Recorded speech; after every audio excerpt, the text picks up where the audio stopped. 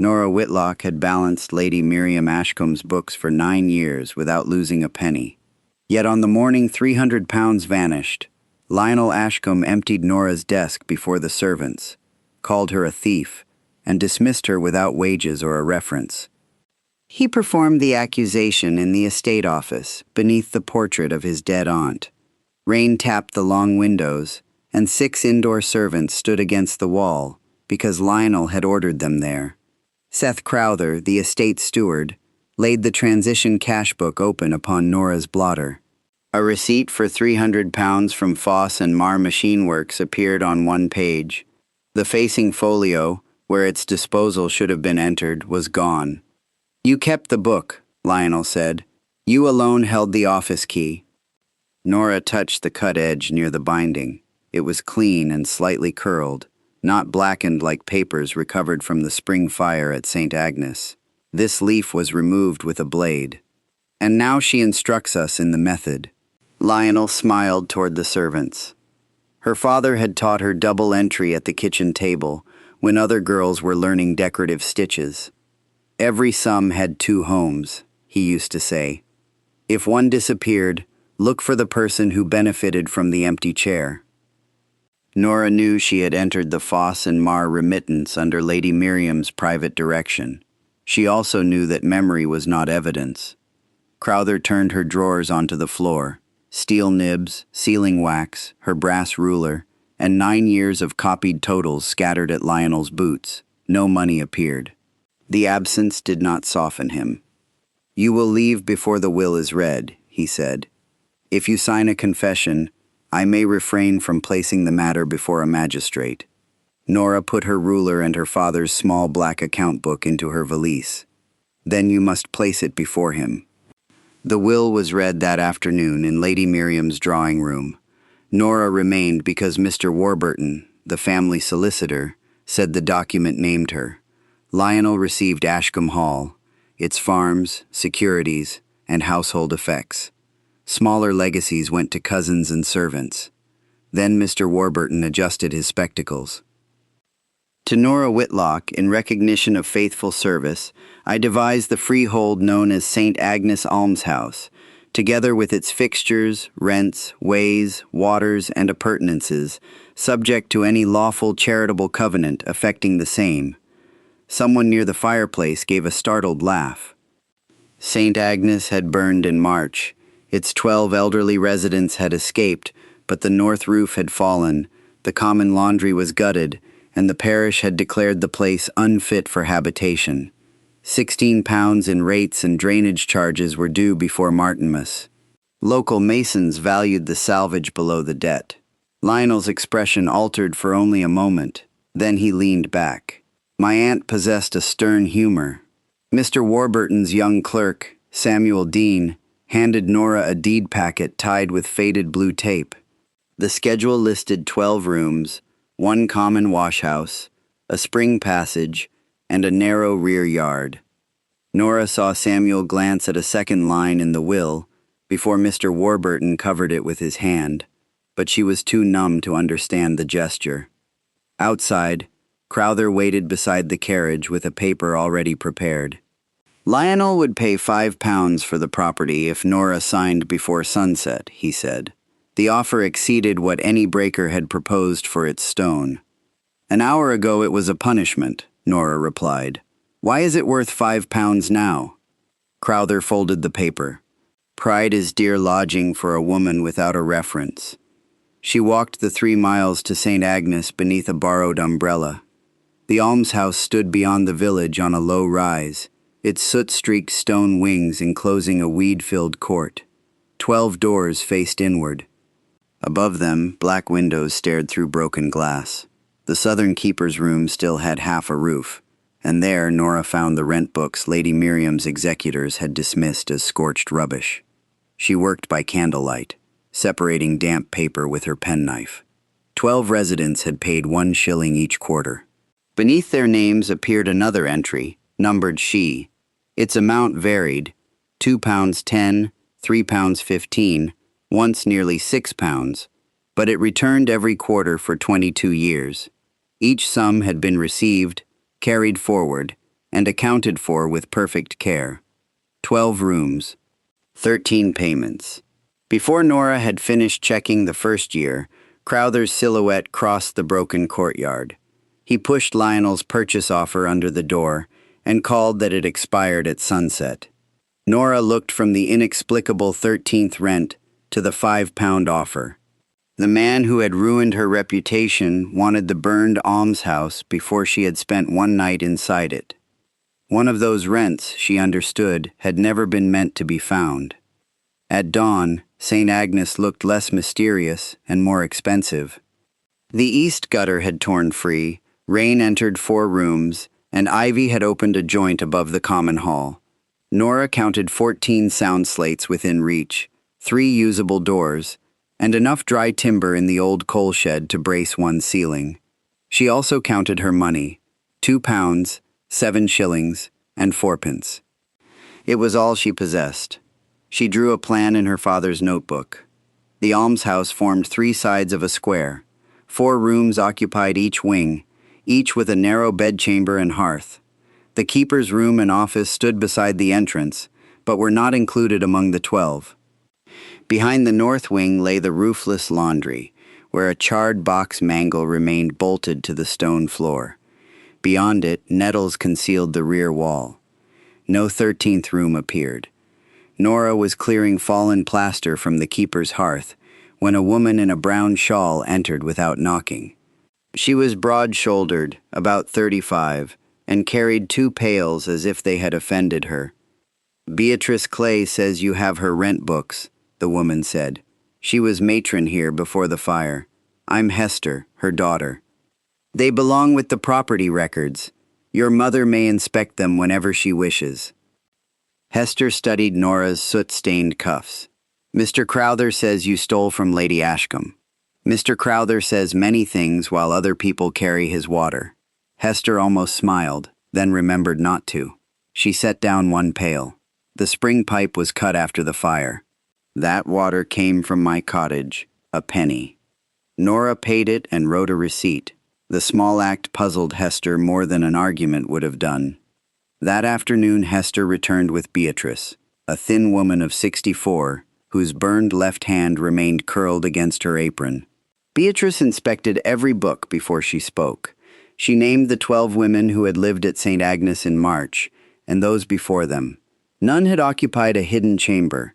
Each had paid a token shilling, because Lady Agnes Ashcombe, who founded the house, believed charity should not be made to resemble captivity. "Who paid number 13?" Nora asked. Beatrice's mouth tightened. Lady Miriam entered that line herself. Matrons were told not to ask. "Did she visit quarterly?" "Always on the 2nd Tuesday after quarter day." She brought a sealed envelope and went into the laundry office alone. The laundry office was now an oblong of ash beside the mangle. Nora found melted brass from a lock, a line of burned shelving, and a patch of floor more deeply scorched than the rafters above it. The chimney stood at the opposite end. Fire had not begun with a spark falling down that flue. Beatrice watched her examine the stones. "They said the chimney did it. Who said so first?" "Crowther." The old woman would add nothing. She left with Hester before dusk, taking neither water nor payment for it. Nora made the keeper's room habitable by nailing sacking beneath the broken slates and dragging the desk away from the wet wall. The first night, she woke twice to the sound of loose iron knocking in the laundry. On the 3rd sound, she carried her candle outside. No wind moved in the court. A fresh boot print crossed the ash. Someone had shifted the burned mangle's iron handle and searched beneath its frame. The next morning, Nora carried the rent book to the village shop. Mr. Pebworth, the grocer, refused to let her open an account, but agreed to sell 6 nails and lamp oil for cash. While he counted her change, Nora noticed his supplier's invoice had been added incorrectly. She showed him an overcharge of 11 shillings. Suspicion yielded to self-interest. By noon, he had paid her 6p to check the rest of the month's bills and allowed her to post a small card. Accounts copied and balanced. Her first customer was Amos Bell, a carpenter whose figures wandered whenever fractions appeared. He examined the eastern ceiling and proposed a temporary brace for 12 shillings, including timber. Nora measured his available offcuts, separated labor from material, and showed that he could do it for 8 shillings and still earn his usual day rate. Before he began, she made him walk the property with her and mark each timber that could be reused. They found oak pegs beneath fallen plaster, sound boards under the burned office shelves, and a length of lead gutter Crowther's survey had listed as worthless scrap. Nora entered each item at a conservative value rather than treating salvage as free. Her father had taught her that unpriced materials disappeared first. Amos teased her for numbering bent nails, but when the list prevented a laborer from carrying the lead away with the rubbish, he stopped teasing. The recovered gutter saved nearly 5 shillings and directed rain away from the room Beatrice would later occupy. "You bargain as though you have a purse behind you," Amos said. "I bargain because I do not." He accepted, partly amused and partly impressed. They worked together, Nora holding the plumb cord while he set the post. By evening, one room was dry enough for Beatrice's rescued chest, which Hester had been keeping beneath her own kitchen table. Nora inventoried each garment and cup as the old woman unpacked them. She recorded 3 articles ruined beyond use and promised to pursue the fire compensation Lady Miriam had discussed, but never paid. Beatrice reached into the chest and drew out a round brass tally. One face bore the Roman numeral XIII. The reverse showed a small device, 2 crossed rollers beneath an open hand. "It was under the laundry office door after the fire," she said. "Crowther asked whether I had found any brass. I told him no." Nora did not take it. She wrote a receipt describing the object, and Beatrice signed with an unsteady cross witnessed by Amos. Only then did she place it in Nora's palm. That night, Nora compared the 13th entries across 7 years. The 12 shillings from the residence never changed. The other sum rose and fell in exact multiples of 2 shillings and 6pence. It was not rent calculated by room, land, or quarter. It behaved like payment by quantity. Several surviving entries carried the initials F and M, the same machine works whose £300 remittance had vanished from Lady Miriam's books. Nora searched the laundry again in daylight.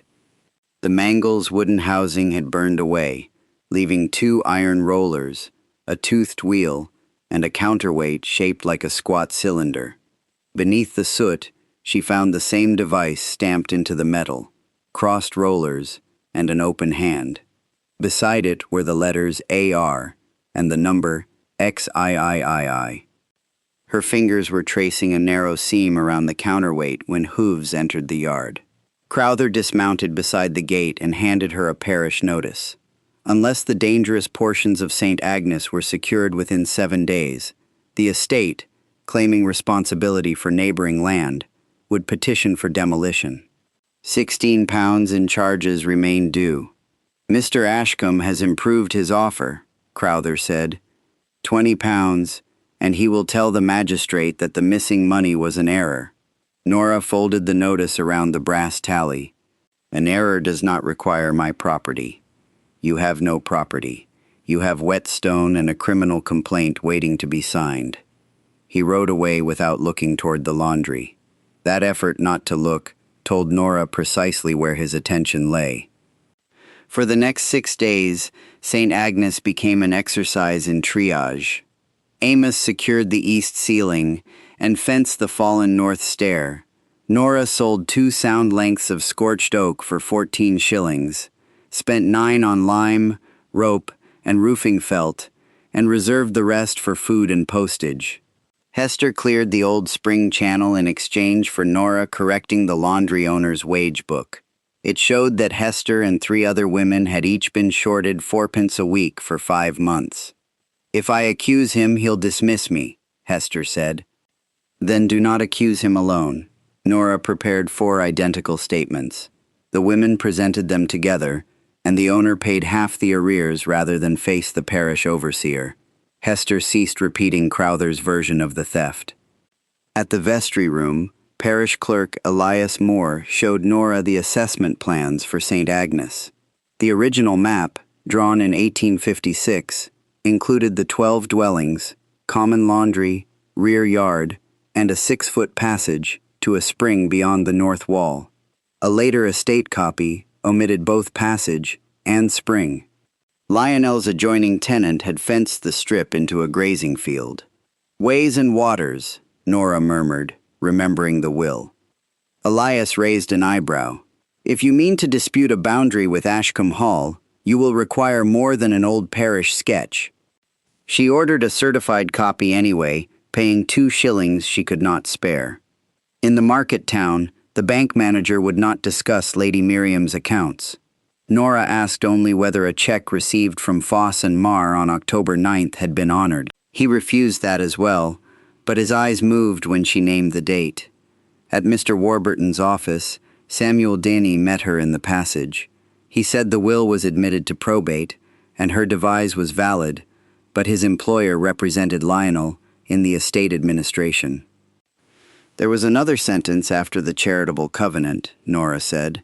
"You saw it." Samuel lowered his voice.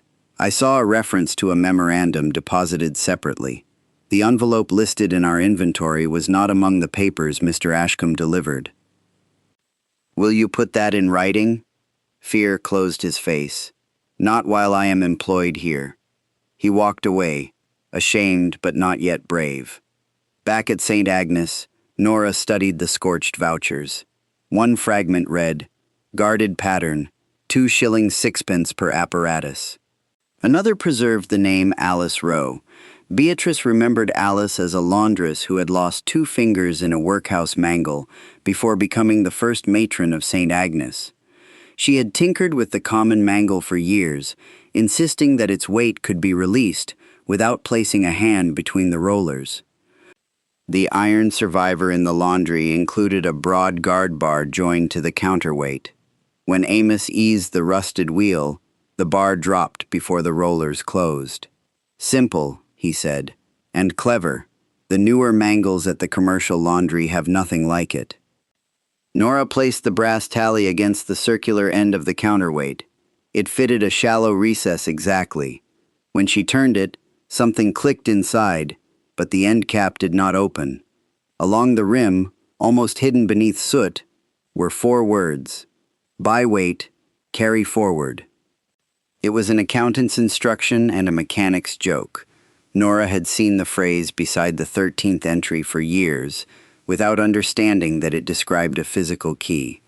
Before she could try again, a carriage stopped outside.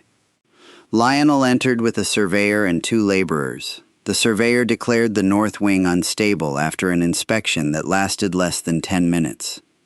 Lionel produced a petition for demolition and offered Nora one final private settlement, £100, a neutral reference, and silence about the missing money. "You accused me before 6 servants," she said. "Your silence has no value now." His composure thinned. "Whatever my aunt concealed here belongs to the estate." Nora had not mentioned concealment. She looked past him to Crowther. Ash clung to the steward's boot, though he had not entered the burned office that day.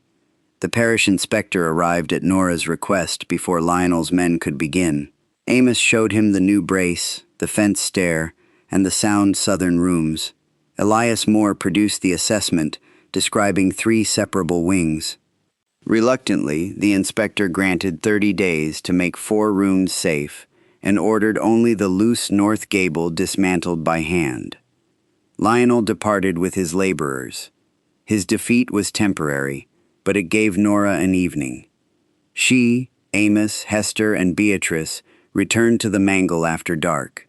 Nora set the brass tally into the recess and turned it while Amos lifted the release bar, carrying the weight forward as the inscription directed. The end cap rotated. Inside the hollow counterweight lay a narrow oilskin packet, dry despite the fire. The packet held no money. It contained drawings of the guarded mangle, a licensing agreement with Foss and Marr, letters between Lady Agnes Ashcombe and Alice Rowe, and a damaged list of 12 original residents. Beneath the 12th name appeared, The 13th share shall be reserved for instruction, safety, and the independence of women earning by laundry work. The last pages had been torn away before the packet was hidden. No signature page remained, and no schedule proved that the Almshouse, its funds, or the machine design belonged to a trust rather than the Ashcombe estate. One surviving letter referred to a duplicate covenant and a bank deposit numbered 417, but not the bank. Alice's blunt handwriting filled the final sheet. No woman should lose a hand because a proprietor values speed above a guard.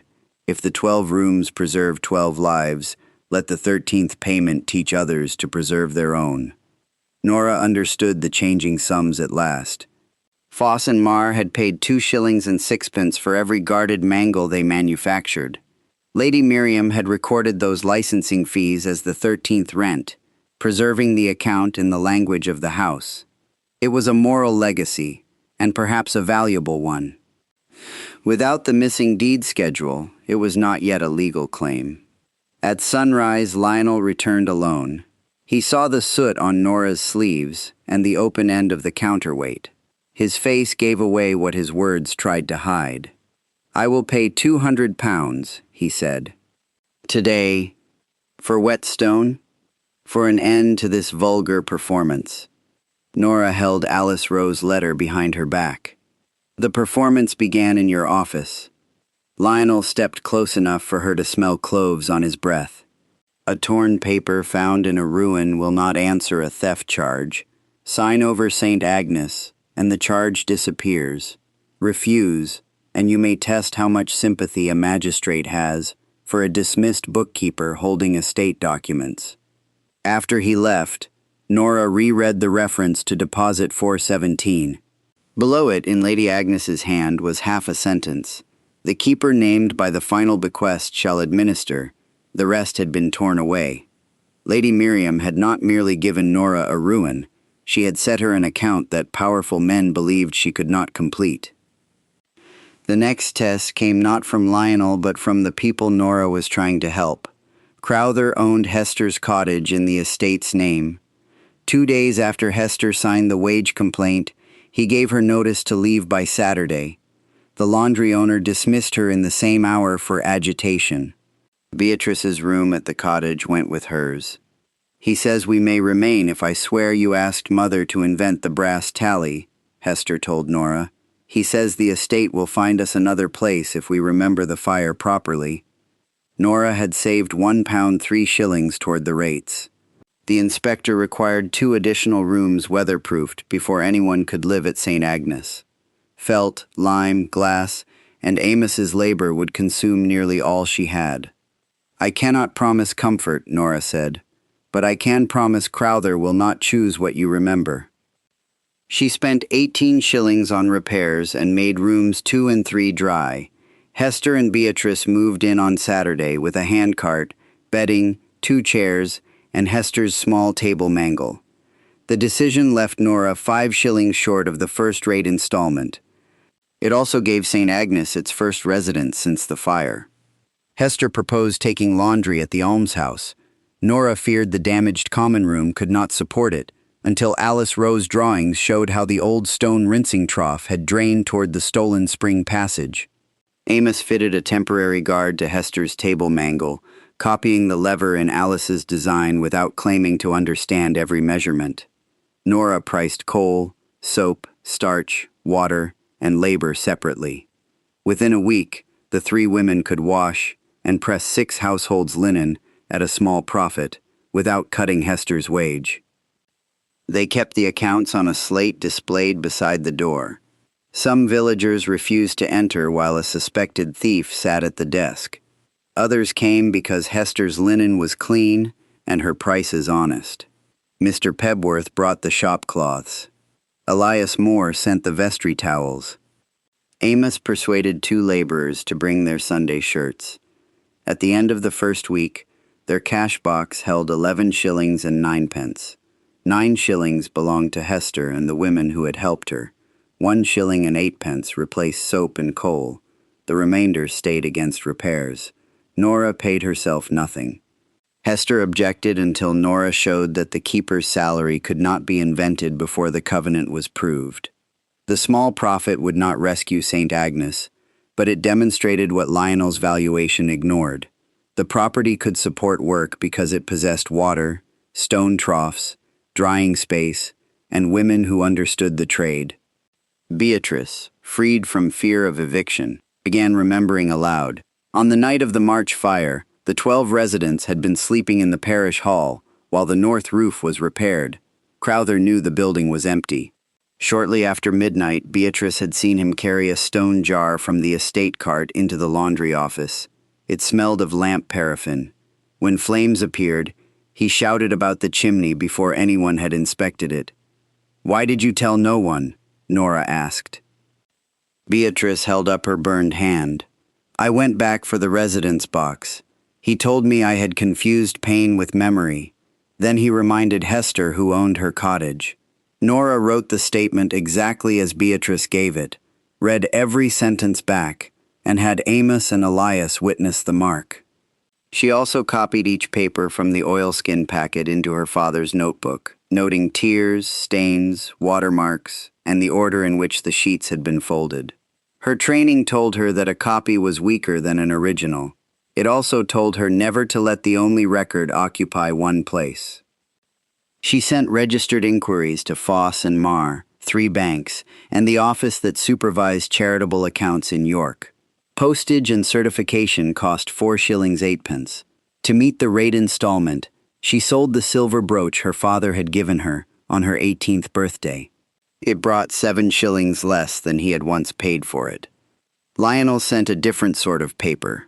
If Nora conveyed St. Agnes to him, he would withdraw his accusation, repay her lost wages, and grant Hester a new tenancy. The 3 benefits appeared in separate paragraphs, so each could be withheld independently. Nora placed the offer on the public account slate. Beneath it she wrote, "No property transferred, no confession made, no witness displaced." Hester laughed for the first time since her eviction. The reply from Foss and Marr arrived 11 days later.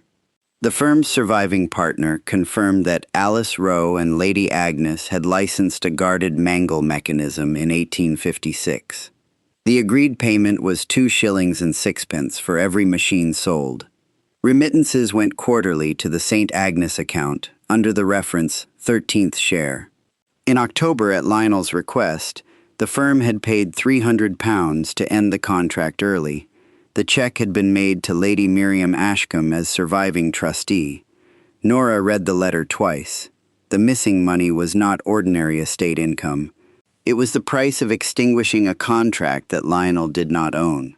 Before she could celebrate, a constable crossed the courtyard with Crowther behind him. Mr. Warburton had sworn that documents belonging to the Ashcombe estate were being concealed at St. Agnes. The magistrate's order allowed them to seize Lady Agnes's letters, the licensing agreement, and any object used to contain them until ownership could be determined. Nora produced Lady Miriam's deed to the almshouse. The constable studied it unhappily.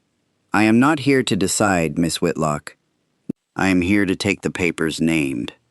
Crowther knew exactly where to look. Nora had hidden the oilskin packet beneath a loose board in the keeper's room. She had chosen the place after noticing Crowther search the laundry, believing he would continue to look near the mangle. Instead, he crossed directly to the board and lifted it with his boot heel. Someone had watched her. He took the original papers, the brass tally, and her father's notebook of copies. When Nora protested that the notebook was personal, Mr. Warburton's order described all reproductions or abstracts. The constable apologized and carried it away as well. Crowther unbolted the iron counterweight and loaded it onto a cart, claiming it was a fixture of disputed ownership. Nora's careful duplication had failed because she had stored original and copy under the same roof. It was not a mistake her father would have forgiven, and she could not forgive it in herself. The loss was followed by a harder blow.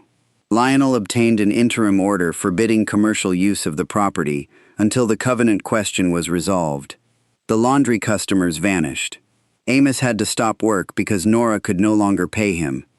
The parish applied her rate installment to old drainage charges, leaving the dangerous building notice unsatisfied. On the morning appointed for removal of the north gable, Crowther brought laborers before Amos arrived. They pulled soundstones from the base, instead of lowering the loose upper courses.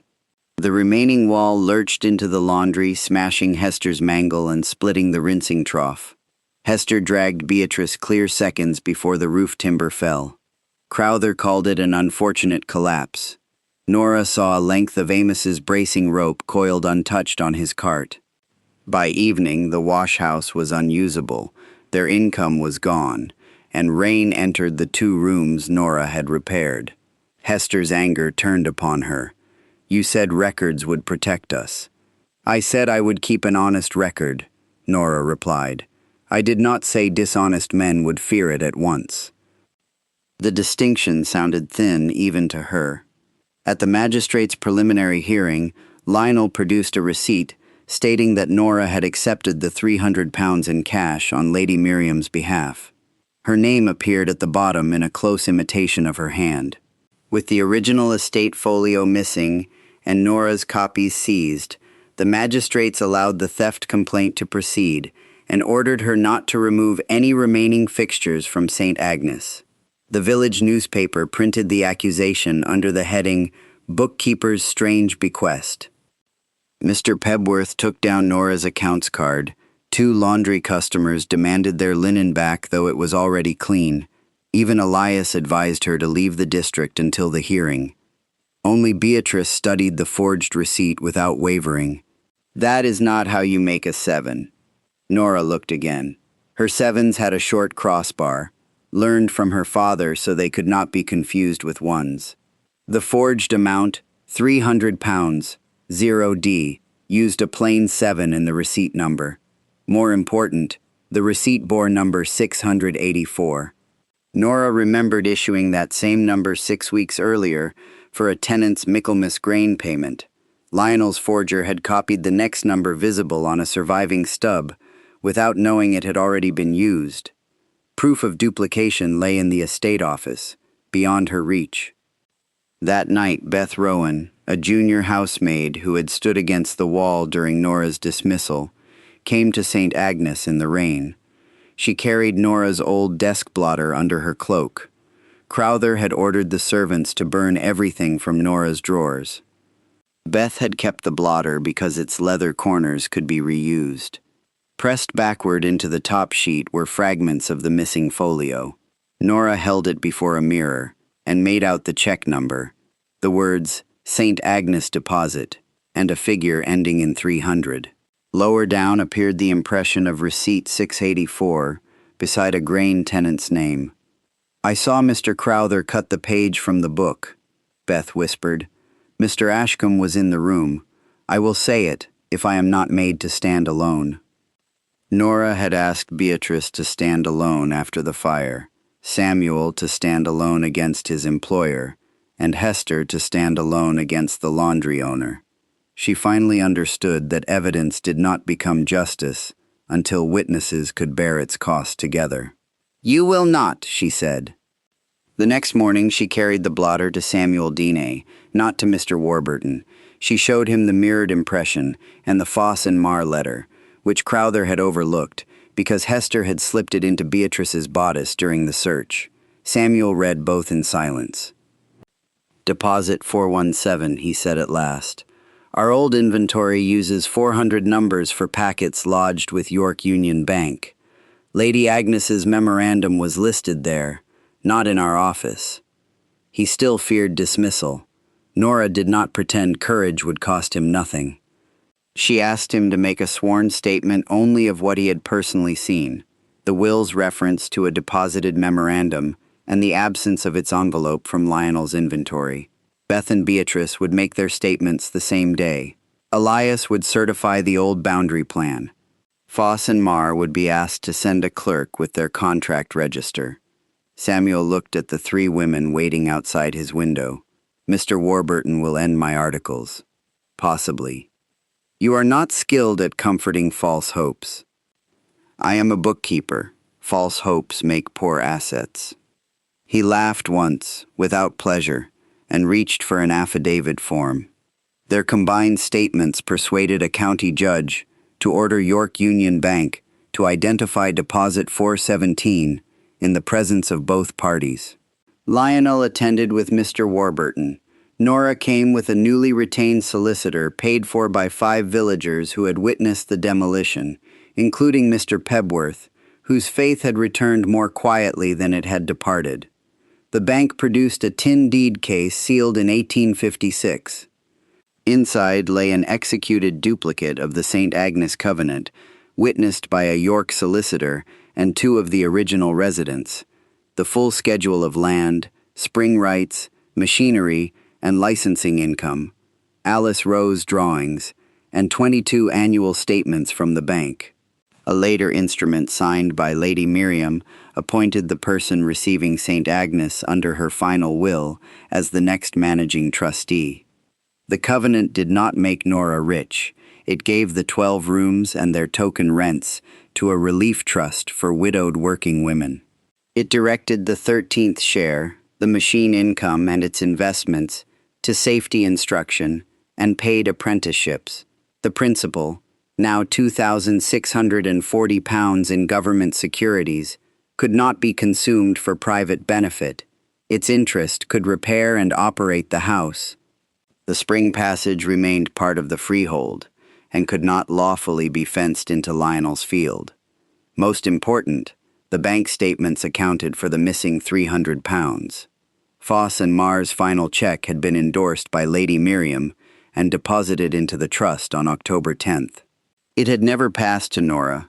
The estate receipt Lionel produced therefore acknowledged cash that had not existed. Nora placed the quarterly rent book beside the manufacturer's register. Each 13th payment divided exactly by 2 shillings and 6pence to reveal the number of guarded mangles sold. The varying sums, once made to resemble rent, formed an unbroken audit of the licensing contract. The accounts did what torn letters could not. They proved performance over 22 years. At the bottom of the deed case lay a personal letter from Lady Miriam. Your father kept these accounts when many believed a laundress incapable of invention and a widow incapable of administering property, it began. He taught you the method by which the 13th share may be recognized. I leave St. Agnes to you because you understand that money is safest when every person entitled to it can see where it has gone. Nora read the sentence about her father 3 times. Lionel had used her profession to isolate her. Lady Miriam had used the same profession to choose her. The difference was not sentiment, it was trust, supported by work Nora had already done. Lionel asked to inspect the case. His hand shook when he reached the clause requiring any trustee who diverted funds to restore them with interest and surrender office. He had not merely inherited a troublesome ruin. He had inherited liability for every shilling he had tried to erase. The public hearing took place 3 weeks later in the county hall. By then, copies of the bank documents had reached the magistrates, the parish, Foss and Marr, and solicitors for the charitable trust. Nora would not repeat her earlier mistake by allowing one roof, one office, or one frightened witness to hold the entire truth. Lionel entered through the main doors with Mr. Warburton and 2 estate agents. Nora entered beside Hester and Beatrice. Amos carried the carpenter's report on the demolition. Elias brought both parish maps. Beth Rowan came in her plain housemaid's dress, trembling so visibly that Beatrice took her hand. Lionel's argument was polished. The covenant, his solicitor said, had fallen into disuse after the fire. Alice Rowe's mechanism was obsolete. Lady Miriam's final appointment was ambiguous. Nora had found private family papers and used them to resist a legitimate inquiry into missing money. If there had been errors in administration, Lionel had relied upon servants. The judge asked Nora's solicitor to begin with the money. Foss and Marr's clerk produced the machine register. Nora explained the 13th column without flourish. £5 meant 40 guarded mangles sold. £3.15 meant 30. Every quarterly entry matched the manufacturer's figures.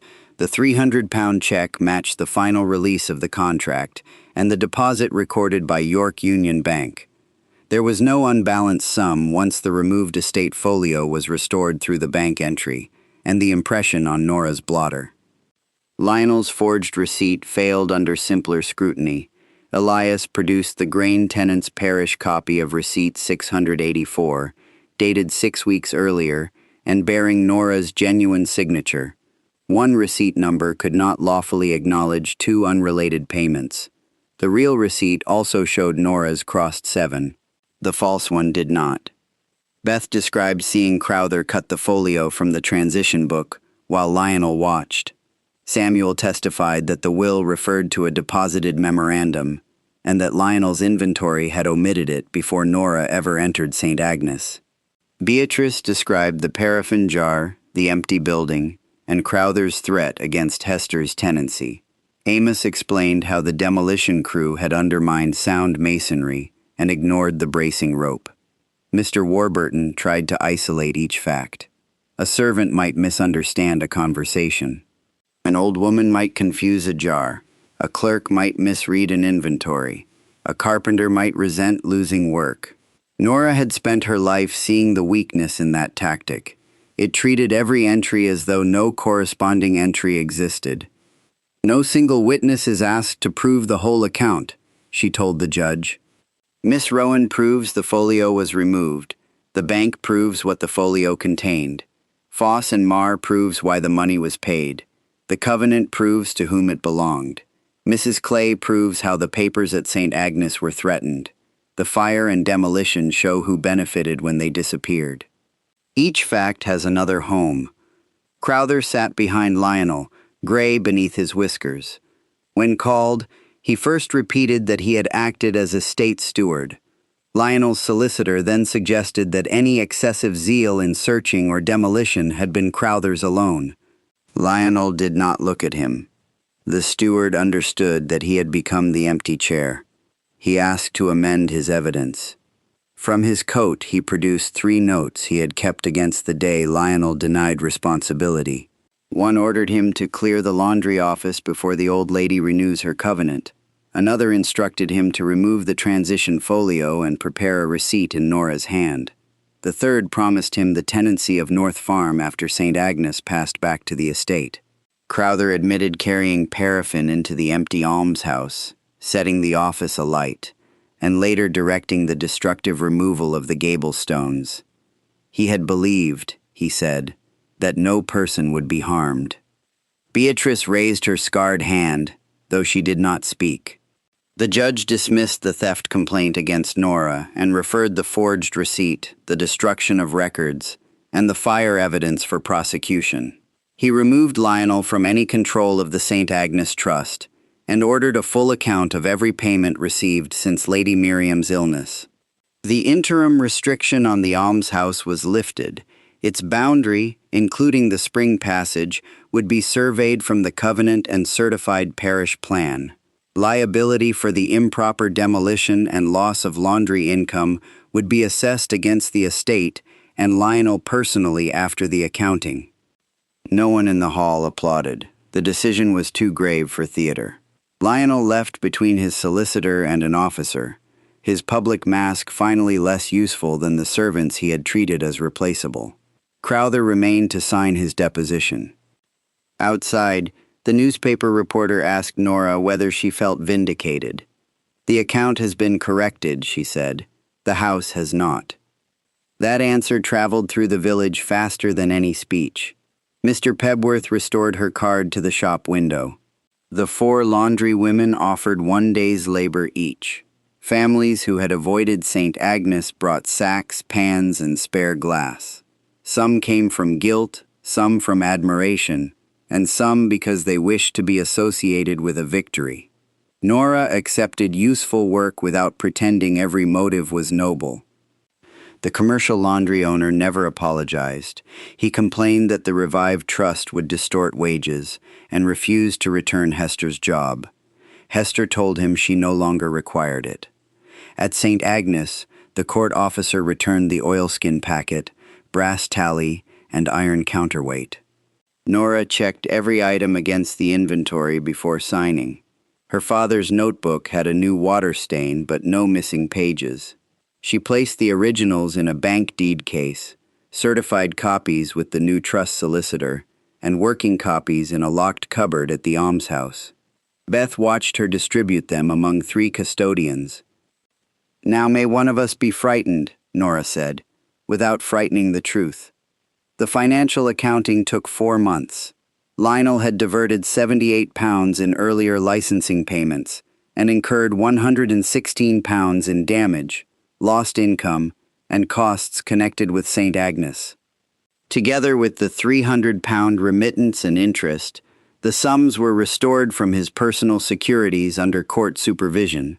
The trust's principal remained invested. The trustees obtained authority to use accumulated income and the damage payment for essential repairs, not ornament. Nora refused the builder who proposed renewing all 3 wings at once. His estimate would have consumed 2 years of income before the first resident returned.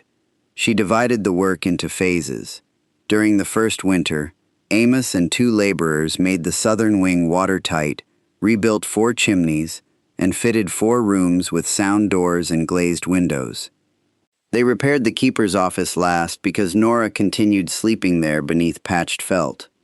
The spring passage was reopened after a surveyor fixed its boundary from the 1856 plan. Lionel's tenant moved his fence, and clear water ran again into the stone trough. A proper drain carried waste downhill away from the rooms. The work cost less than hauling village water for 3 years and removed the damp that had weakened the north foundation. By April, 4 widows had moved into the southern rooms. Beatrice chose room 1, nearest the gate, and insisted on paying her shilling at the desk. 2 women who had mocked Nora at the hearing remained skeptical of her management, but they could inspect the account slate whenever they wished. Their questions improved it. Nora began posting monthly receipts, expenses, cash on hand, and work authorized for the next month. The admissions were made slowly. St. Agnes could not become a convenient reward for those who had supported Nora, nor could it pretend every hardship was the same. The trustees considered income, health, present housing, and ability to live safely without constant nursing. When a farmer demanded a room for an aunt who already owned a cottage, Beatrice refused him before Nora could speak. When a former kitchen maid lacked the prescribed parish residence by 2 months, Hester found temporary lodging and kept her application open, instead of bending the rule in secret. The house earned confidence not because every decision pleased the village, but because rejected applicants could see how it had been reached. The laundry required longer. Amos rebuilt its roof with a brick break between the boilers and the records office. A local smith reproduced Alice Rowe's release guard from the surviving drawings, strengthening the pin where 20 years of use had worn the original. Foss and Marr's former foreman inspected it and helped negotiate a modest new agreement with 2 regional makers. For every guarded mangle sold, 1 shilling went directly to the instruction fund. No one described the design as a miracle. It was a practical mechanism that spared hands when properly maintained, and the apprentices were taught its limits as carefully as its use. Hester became manager of the common laundry and one of the trust's 3 working trustees. She hired the women who had stood with her over the stolen wages and paid rates displayed beside the account slate. Profit from washing and pressing met coal, soap, repairs, and wages. The trust income supported the rooms and training rather than disguising losses. Samuel lost his position with Mr. Warburton, but completed his articles under the solicitor who had represented the trust. Beth left Ashcombe Hall and trained in office copying with Nora. Hester's 13-year-old daughter, Lucy, divided her first apprenticeship between safe laundry work and figures, discovering that she preferred ledgers but could repair a release pin when required. The North Wing reopened the following autumn, 18 months after the hearing. Its stones still differed in color where the demolished wall had been rebuilt. Nora chose not to conceal the line. It showed which damage belonged to the fire, which to Lionel's desperation, and which repair had been paid for openly. The restored rooms were modest. Each had a coal grate, a narrow bed, a lockable chest, and glass that kept out rain.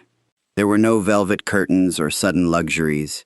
What the women valued most was written certainty, the amount of rent, the repairs the trust owed, the notice required from either side, and the assurance that no steward could threaten a daughter's tenancy to purchase her mother's silence.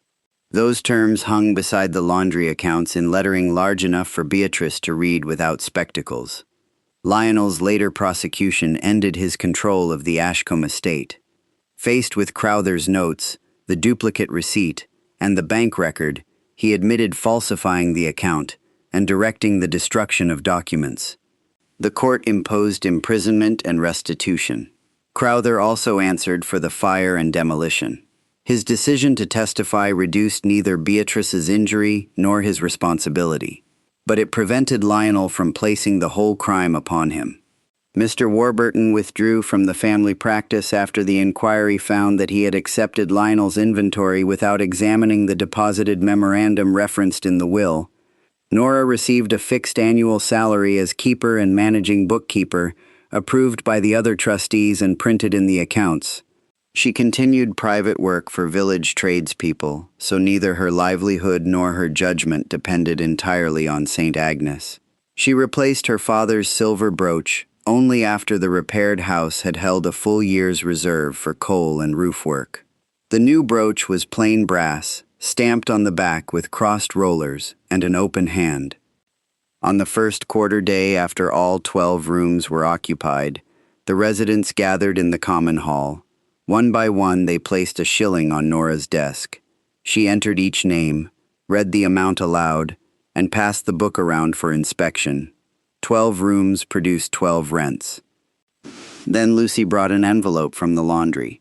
It contained the quarter's machine fees and the first profit assigned to apprentices' lessons.